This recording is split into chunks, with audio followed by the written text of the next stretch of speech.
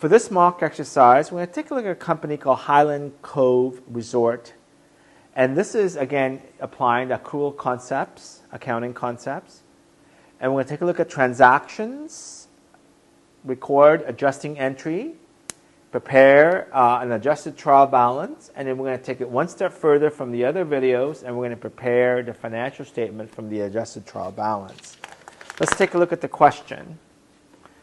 So this question, they gave us Highland Cove Resort Inc.'s trial balance as of August 31st, 2009.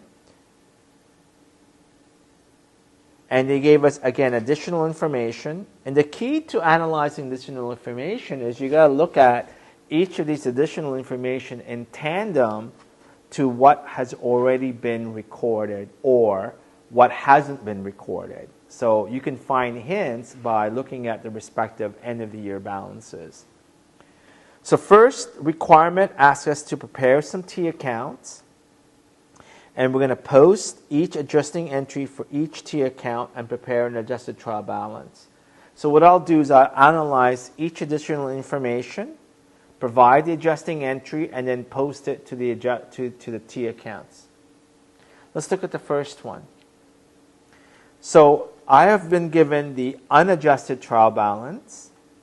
First one is that there's a 1-year insurance policy that was purchased from May 31st for $63.60. So if I look at, there's a prepaid insurance for $63.60, and it looks like it hasn't been adjusted. So now, if I bought it on May 31st for 1 year, that means that how much of this insurance I've actually need to move from prepaid to the expense. The fact that I bought it in May, the year ends in August, so I got June, July, and August. I need to reflect 3 months of this prepaid to an expense account. So the first journal entry, this is August 31st, 09, is I need to debit insurance expense for $63.60 times 3 over 12, that's $50.90, and credit prepaid insurance. So that's our first adjusting entry. And what I'm going to do is I'm going to record it on a T account. So first of all, the prepaid had an opening balance of $63.60. I'm going to make the first adjusting entry of $50.90. So I'm going to label that as number 1 to correspond to my number 1 entry up above. And I'm going to debit an expense called insurance expense right here. So I'm going to debit insurance expense $50.90 and I'll label that as entry number 1. Okay, so that's what they're asking us to do. They're asking us to prepare the adjusting entry. Then they asked us to post it to the T account. And you'll notice this T account looks like a general ledger account. And essentially what a general ledger is, we're accumulating all of these transactions in a T account so that we can summarize what is the ending balances of each of these accounts so that we're ready to prepare the adjusted trial balance and the respective balance sheet, income statement, statement of retained earnings from the adjusted trial balance. Okay, so let's take a look at entry number 2. So it says here, account of supplies of August 31st shows that $600 on hand. If I look at the supplies accounts, I see that we've got $34.95. This number is too high because now that we've used up, we never updated the account. But now with the physical count of supplies, we know that there should only be $690 on hand. So that is our second adjusting entry. Okay, so we're going to debit supplies expense because we need to recognize some of that supplies inventory to an expense account. How much? we're going to take $34.95, which is the amount of supplies that's sitting on the inventory. We're going to subtract $6.90, which is what we should have remaining at the end of the year. We need to recognize $28.05 as an expense. And we're going to credit supplies, inventory. That's our second adjusting entry. Again, let me update the T account. In this case, the supplies, I need to credit $28.05. That's entry number 2. So that I should have $690 ending balance. That's my ending balance. Okay. And I need to debit a supplies expense. Right here, entry number 2. And that is $28.05. Okay? Number 3. What do we have for number 3? The cottage, because remember they're in a resort area, right? So cottage is an asset to them, have an estimated useful life of 50 years. So the cottage has a value of 145. You can see that the cottage is old because it has been partially depreciated. But what we're doing is we're calculating the depreciation expense for the current year. So let's do that.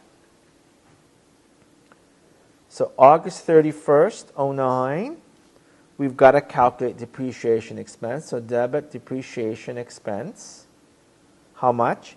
Well, we know it's 145 divided by 50 years, which is $2,900 per year.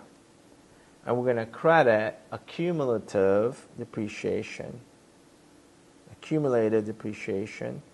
cottage. And that's a contra account, right? So again, I'm going to post this entry. So I need to debit depreciation expense, $2,900. So that's what this is, entry number 3. Okay. And I need to credit accumulative depreciation for $2,900 cottage. Okay. And this should give us $46,400. This is entry number 3, and that's our final ending balance. Okay? Next.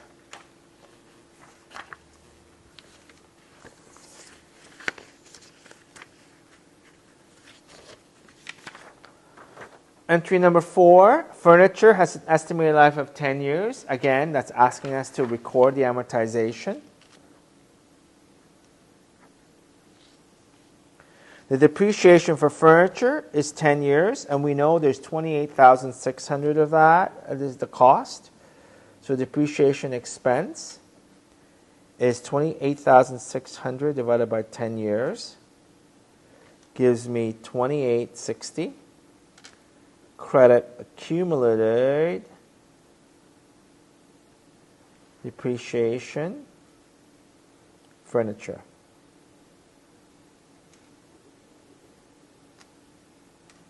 Again, we need to update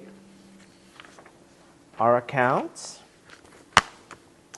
So here we're going to credit $2,860 for the furniture, giving us the total accumulated amortization of $14,300. This is entry number 4. And we're going to record depreciation expense for $2,860. This is entry number 4, giving us a total depreciation is $5,760. That's our ending balance.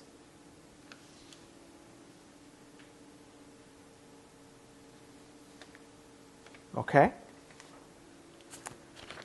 Next, number 5.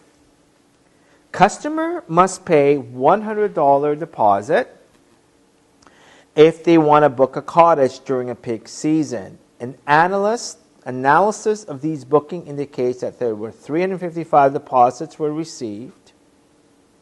So if you think about 355 times 100 should give me 35,500. If I look at the unearned revenue, you see there's 35,500. So what they've done is they've recorded a debit to cash and credit to unearned revenue for all of the deposits.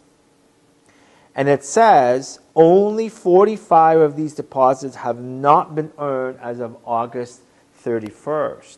That means that these deposits, a lot of these deposits, they've already fulfilled their obligation by providing some sort of rental. So now we're going to show that on August 31st, we have an adjusting entry for how much of the deposits now are going to be earned. So debit unearned revenue. We had 355 deposits, and we should only have 45 as of August 31st. Okay, so we had 310 times $100 is $31,000 and credit revenue. So now basically our revenue is understated because we forgot to include the fact that some of this deposit would have been earned already. So now let's do the T account. So first we have to debit unearned revenue, $31,000. This is entry number 5. Okay, giving us, right? Now, I have to credit revenue, don't I? Okay. The revenue under entry number 5, right? Entry number 5, revenue.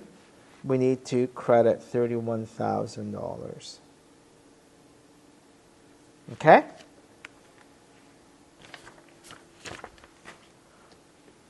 Let's look at entry number 6. Entry number 6 says salaries of 840 were unpaid as of August 31st. Okay? So which means I need to record an accrual, don't I, for number 6.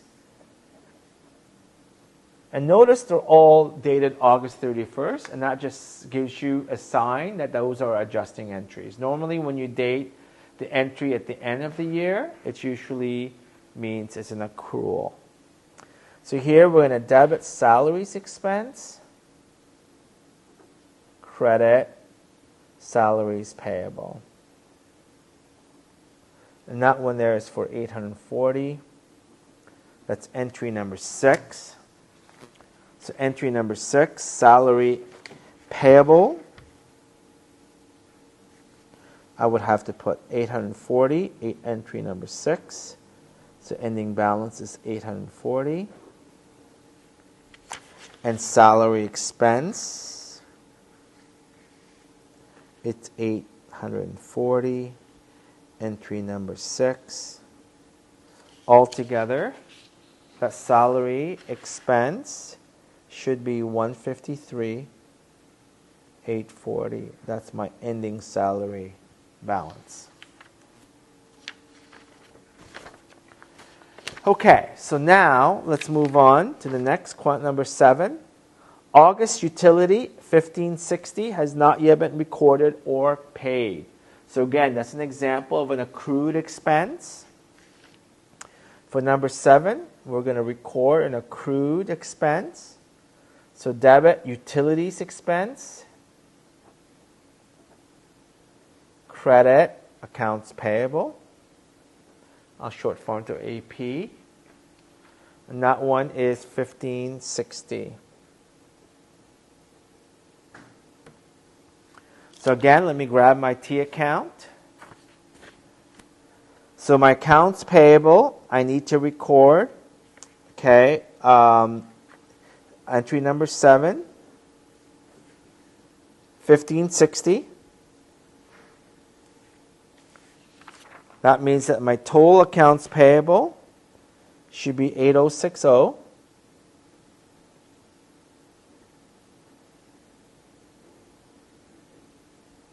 Okay, and I need to debit utilities expense.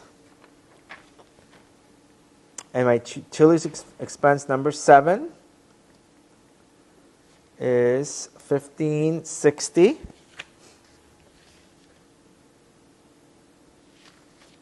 And that utilities expense, 1560, plus what we already have there, is 39,160. That was my ending balance. Okay? Number 8. On August 25th, a local business contracted with Highland Grove to rent one of its cottages for 6 months starting on October 1st at a rate of $1,500 per month. An advance payment equal to 2 months' rent was received on August 31st and credited to rent revenue. So what did they do? They took, on August 1st, they received 2 months' worth of rent.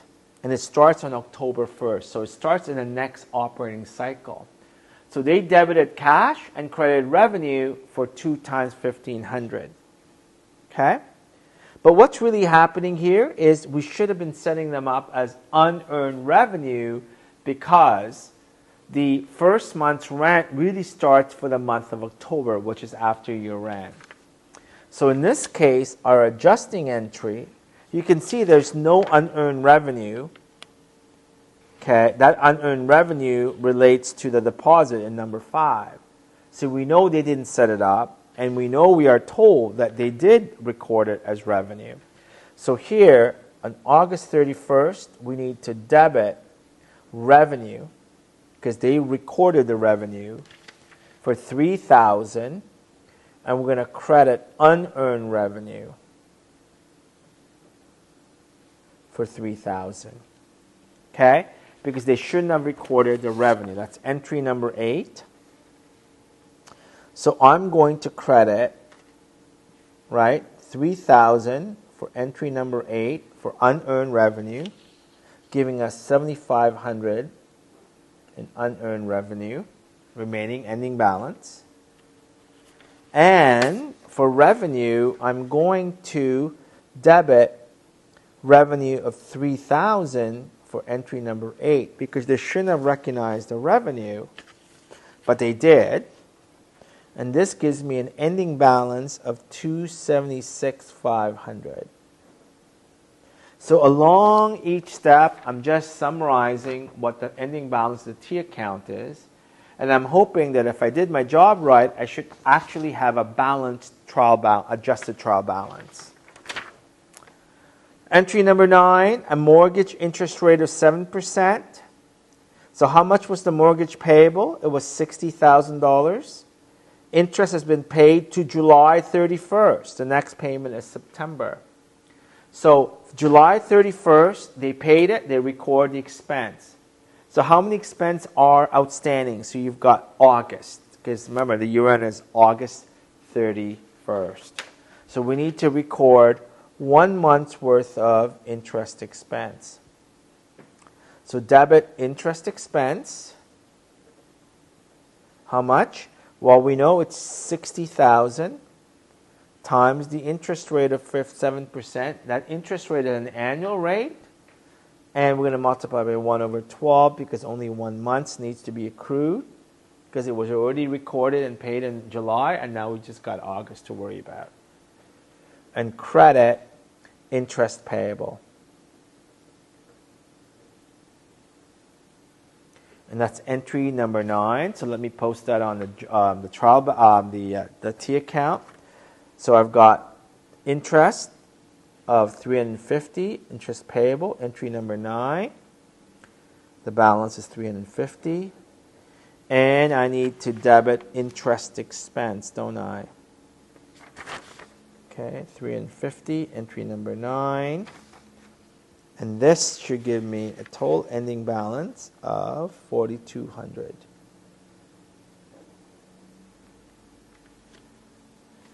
Okay, and finally, entry number 10, our last journal entry.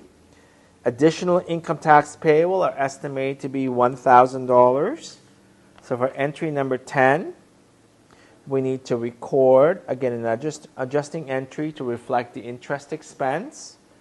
So income tax expense, is $1,000. Later on, we're going to learn how to calculate income tax expense. But for now, they gave it to us. And credit income tax payable. That's entry number 10. So let's update the T account again. So interest payable, income tax payable, I got 1,000 for entry number 10. Okay. And for income tax expense, I'm going to put 10,000 to 1,000 here for entry number 10, giving us 11,000 of an expense. Okay? So if I was to then look at, I posted so these balances are the original balances from the unadjusted trial balance. I'm going to post all of my adjusted trial balance, and you'll see that cash, nothing has changed. For prepaid, there should only be 4,770 left. Remember, we recognize some of that. Insurance. Okay. Remember, this was 3 months worth of insurance, so now we've got 9 more months left. Land, there was no change in land. There were no transactions. There were no transactions on cottage. That's my ending balance, along with furniture. Okay. And mortgage. Okay, common didn't change. And remember, this is beginning retained earnings, right? Dividends, there were no changes in dividends as well. There were no additional entry on repairs and maintenance. Okay. So now I'm ready to prepare a trial balance. So all I'm going to do is post these balances, these ending balances, into a trial balance. And the reason why I'm doing that is I'm testing for accuracy to make sure that my trial balance remains balanced. So let me do that.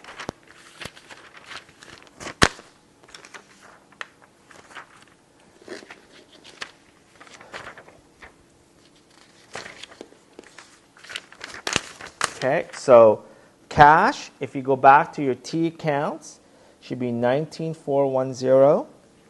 Prepaid is 4,770. Supplies is 690. Land is 35,000. Cottages is 145. The accumulated depreciation for cottage is 46. That's a credit. Furniture is 28,600. All I'm doing is transposing the T account, the ending balance after the adjustment, to another trial balance called adjusted trial balance. The word adjusted is there. And why are we doing this? We're going to test again for equality. You want to make sure that my debits equal my credit before I start preparing the financial statements.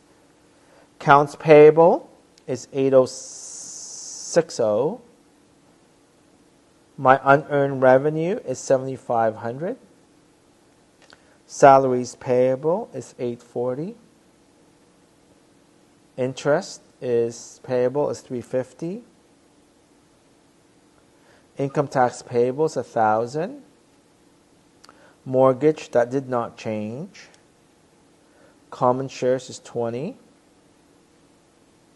And retained earnings is 36. That's just the beginning retained earnings, right?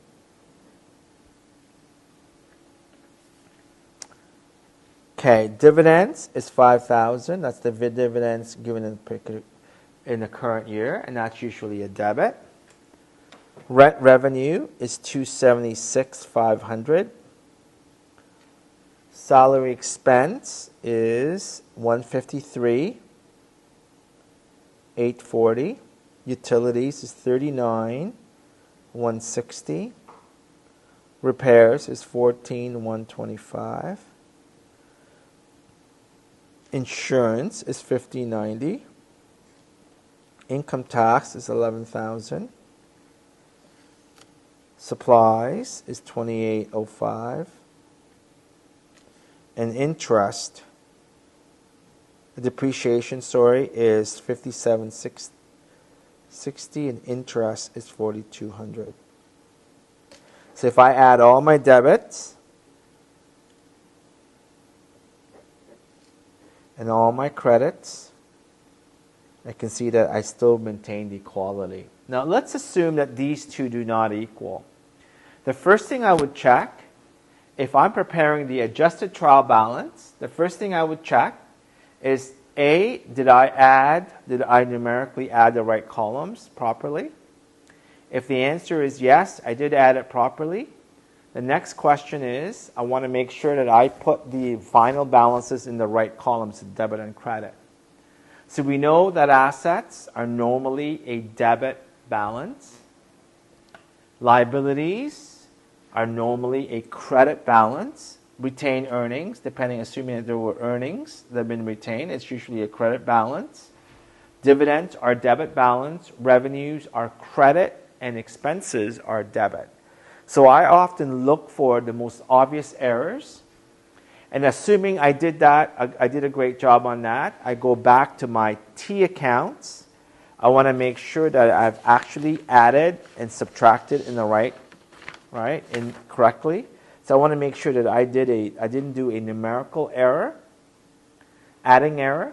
And assuming I did that right, I go back to my journal entries to make sure that I balance my entry each along the way. If you've done that in that particular order, you should be able to find your errors. Now that I'm done, I'm ready to prepare the second part of the required, which asked me to complete an income statement, statement of retained earnings. So what I have here is an actual format already done. I'm just going to populate from the adjusted trial balance, start to prepare the financial statement. So the first part of the statement is I'm going to prepare is a statement of earnings. I always do this one first because you'll see that the net income is what I need to prepare the statement of retained earnings. So for that, I need to only look at the revenue and the expenses. So I need to look at rent revenue and expenses for the income statement. So the bottom part of the adjusted trial balance. So for rent revenue, I have $276,500, and for expenses, I have salary of $153,840. Utilities is $39,160. Repairs is $14,125. Depreciation is $57,660. Interest is $4,200. Supplies is $28,005. And insurance is $15,900. So total expenses is $221,480. The earnings before taxes is $55,020. The income tax of $11,000 to give me $44,020. So that should be your income statement. This is called a single-step income statement. It's very simplistic. It has only essentially two subtotals, one for revenue, one for expenses to give us net earnings before taxes. Taxes are always shown separately to give us our net income. Now, the next step is to prepare the statement of retained earnings. This net income is going to come here, right? We need to calculate this statement first so that we can prepare and complete the statement of retained earnings. The retained earnings beginning would have been the $36,000 that was sitting in the T account. Remember I said to you guys that retained earnings is the beginning? So that's essentially what this is. The $36,000, that was the beginning retained earnings. Subtract the dividends. So this one, the subtotal is $80,020. Subtract the dividends of 5,000 to give us our ending retained earnings of 75,020. Now we're going to need that retained earnings to complete our balance sheet, which is our next slide. So in completing a balance sheet, I want to just put down the retained earnings here because that number was required, right, from our statement of retained earnings. I look at the adjusted trial balance again and look at all the related assets and liabilities. So first, the cash amount is 19,410. Prepaids was 4,770, and supplies was 690. Total current asset 24,870. Again, there is a requirement to classify the balance sheet between current and non-current from assets and liabilities perspective. So this is your current asset, and the rest are long-term or non-current. So land, there's no amortization of land, so that's 35,000. For cottage, this is the 145 was the original cost, less the accum of 46,400 to give us a net book value of 98,600. Same thing with furniture and fixture is 28,600 less 14,300. These are contra accounts. The reason why they're contra is because they are opposite to, they relate to an asset, to another account, and it's contra, it's opposite. The balance is opposite. The signs are opposite to the balance, to the account that they're related to. That's my total property, plant, and equipment, 147,900. The sum of that is my assets. I look at my liabilities. I see that my liabilities, my accounts payable is 8060, along with salaries payable of 840. These are current. That means that these obligations are due within one operating cycle. Interest payable is 350. Income tax is 1,000, and unearned revenue is 7,500. My total current liability is 17,750. My long-term mortgage payable is 60,000. So my total liabilities is 77,750. My common shares, nothing has changed, is 20,000. So my total shareholders' equity is 95,020. My total should balance to my asset is 172,770. Remember, A equals L plus SE, shareholders' equity. So we know that my assets has to equal the sum of liabilities and shareholders' equity. Again, I'm always checking to make sure that my balance sheet balances. Now, the other thing to note as well, before we complete this question, is look at the heading. The heading, balance sheet, is always a point in time, which means that you're showing only the date as at August 31st. So always starts with the name of the company, the name of the statements, and the period. Now, if I'm looking at the income statement and the statement of retained earnings, notice it's always for the year ended because it is a period statement. Okay? Thank you.